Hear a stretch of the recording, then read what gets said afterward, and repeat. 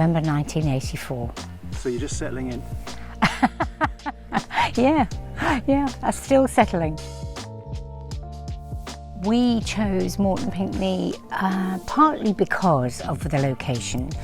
David came up here, he was working up here in Weedon, and his boss said, look, it's crazy, you're commuting from London up north, or northwards, why don't you come and move here?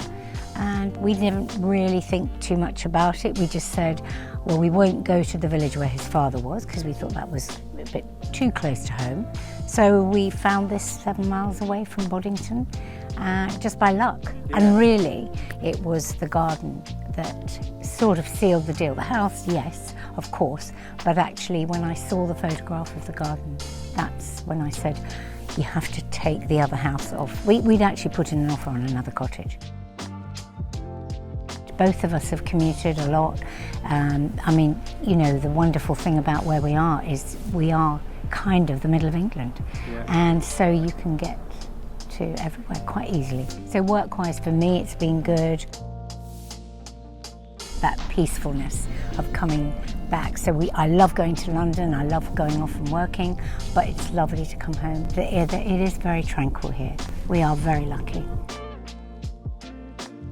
I think the plus is that you pretty much walk out the door and you can be happily walking, and it doesn't matter if you're walking along in the village, you know, and then there's plenty of places to go and walk. I mean, that's been a plus because we have had 3 dogs here. And indeed it was a plus when the children were small and, you know, pushing a buggy around, whatever we had to do, prams, you know, all that, yeah.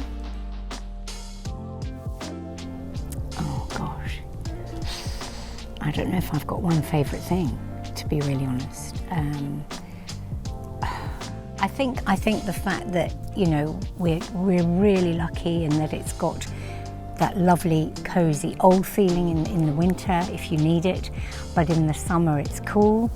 And also we realise actually it's a very light house overall. You know, we've got a beautiful view over the garden. I think because it just lends itself to all the seasons actually as well. And the garden, of course, with that, it's been a real bonus for us. The garden is fantastic. And indeed, we've been lucky with being able to run a business here as well. The garden room, you know, it's not a huge business, but it's been lovely, and we've met some great people. Some come because they love the country and they just want to explore. We get quite a lot of people coming to visit, friends, family, or coming to a wedding. That was quite big.